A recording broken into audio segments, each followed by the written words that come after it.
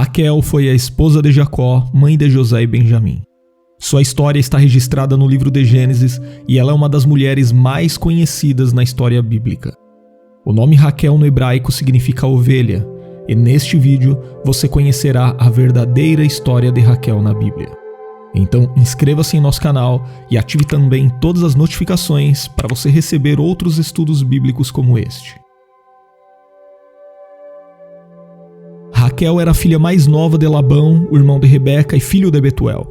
Como Rebeca era a mãe de Jacó, logo Raquel e Jacó eram primos. Raquel também tinha uma irmã mais velha, chamada Lia. Em Gênesis capítulo 29 e versículo 17, a Bíblia descreve Raquel como uma mulher muito formosa. Mas alguns versículos do livro de Gênesis parecem indicar que durante muito tempo Raquel não esteve totalmente livre das influências pagãs de sua casa. Ao contrário de Sara e Rebeca, que prontamente adotaram o Deus de Abraão e Isaque, mesmo depois de muitos anos de casamento com Jacó, Raquel ainda furtou os ídolos de seu pai, embora o texto bíblico não explique o motivo de Raquel ter feito isso. Alguns comentaristas até sugerem que talvez a atitude de Raquel tivesse a ver com a distribuição da herança na casa de seu pai. A história de Raquel começa na Bíblia logo após o episódio em que Jacó enganou Isaque e recebeu sua bênção em lugar de Esaú. Para fugir da ira de seu irmão que desejava matá-lo e para encontrar uma esposa de entre seus parentes, Jacó foi para Padã-Arã. O primeiro encontro entre Jacó e Raquel foi próximo a um poço.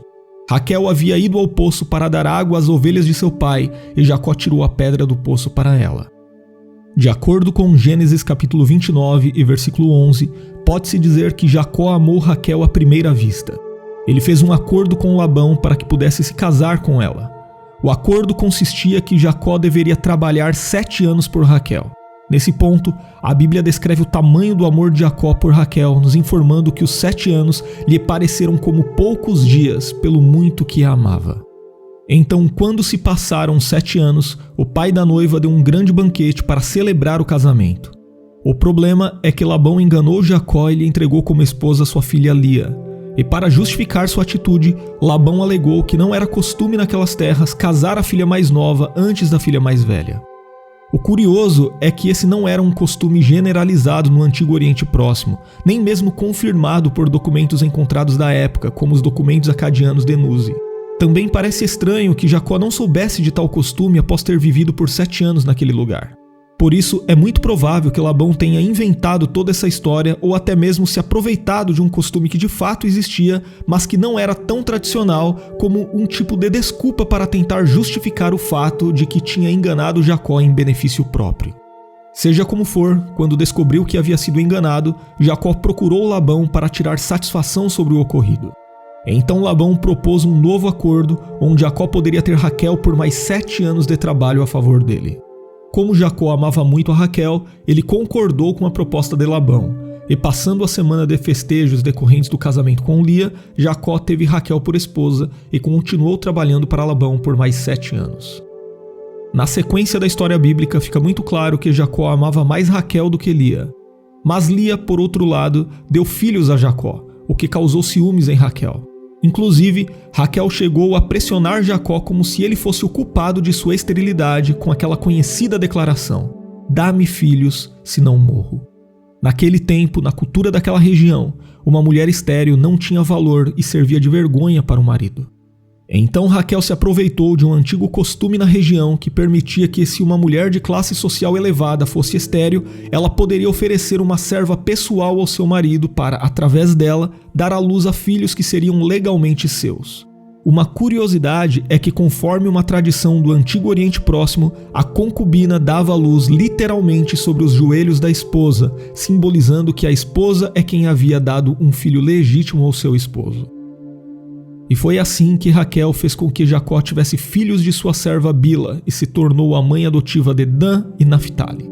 Esses 2 nomes revelam o drama enfrentado por Raquel e a situação conflituosa em seu lar. O nome Dan tinha a ver com o fato de Raquel ter entendido que Deus havia ouvido sua voz e julgado sua causa. Já o nome Naphtali expressava a rivalidade entre as 2 irmãs, que inclusive Raquel enxergava como uma verdadeira luta. Apesar de seu plano ter funcionado, Raquel ainda buscava desesperadamente a possibilidade de ter um filho biológico. Inclusive, nesse contexto, a Bíblia registra como em seu desespero Raquel tentou encontrar a solução para o seu problema no uso de mandrágoras que naquela época tinham a reputação de aumentarem a fertilidade. E o texto bíblico diz que pelas mandrágoras Raquel praticamente alugou Jacó a Lia. Mas curiosamente, quem engravidou naquele episódio não foi Raquel, mas Lia. Isso mostrava que a soberania sobre a vida sempre esteve nas mãos de Deus. Então a Bíblia diz que finalmente chegou o tempo em que as orações de Raquel foram ouvidas e ela deu à luz a José, o homem que mais tarde se tornaria governador do Egito segundo o propósito soberano do Senhor para preservar a família da aliança.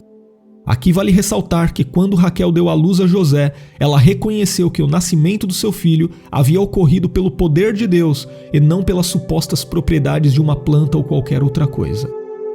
Com os anos, o relacionamento entre Jacó e Labão começou a ficar muito difícil e Jacó resolveu fugir com sua família. Jacó havia prosperado muito enquanto trabalhava para Labão, e quando fugiu, Jacó levou consigo, além de sua família, todos os seus rebanhos. E foi na ocasião da partida de Jacó da casa de Labão que ocorreu o episódio do furto dos ídolos por parte de Raquel. E quando Labão perseguiu e alcançou Jacó, ele fez a acusação de que seus ídolos tinham sido furtados. A Bíblia também esclarece que Jacó não sabia que Raquel havia feito isso, tanto que ele considerou que o caso do furto foi tão grave que o culpado deveria ser entregue a Labão. Labão chegou até a revistar as tendas da família de Jacó, mas não encontrou nada. Isso porque Raquel havia colocado os ídolos na sela de seu camelo e sentado em cima deles. Não se sabe como ou quando Jacó descobriu o que Raquel tinha feito. Mas sabemos que quando Deus ordenou que Jacó voltasse para Betel, ele instruiu a sua família a lançar fora os deuses estranhos que havia entre eles. No registro da jornada de Jacó em direção ao encontro com Esaú, mais uma vez a Bíblia mostra que mesmo depois de tantos anos, Jacó ainda tinha Raquel como sua grande amada. Por isso ele colocou Raquel e seu filho José numa posição de maior segurança em sua caravana, evitando que ela e José sofressem qualquer danos eventuais. Depois, após partir de Betel, estando a caminho de Efrata, Raquel deu à luz ao seu segundo filho, Benjamim. Raquel teve um parto muito difícil e acabou morrendo logo após o nascimento do menino. Num primeiro instante, o menino foi chamado de Benoni, no sentido de infortúnio, refletindo assim toda a angústia que caracterizou o parto de Raquel. Entretanto, Jacó chamou o menino de Benjamim, que significa filho da minha mão direita. Raquel então foi sepultada no caminho de Belém e Jacó levantou uma coluna sobre sua sepultura. O lugar atual dessa sepultura é incerto, mas uma antiga tradição sugere uma distância de aproximadamente 2 quilômetros ao norte de Belém. Seja como for, a localização desse túmulo ainda era conhecida nos tempos de Saul. Raquel também é mencionada outras vezes na Bíblia. No livro de Ruth, por exemplo, ela é lembrada como edificadora da casa de Israel, juntamente com Lia. Já o profeta Jeremias, em seu livro, citou o pranto de Raquel, se referindo à destruição do reino do norte. E mais tarde, essa mesma profecia também foi aplicada na matança dos inocentes ordenada pelo rei Herodes nos tempos do Novo Testamento.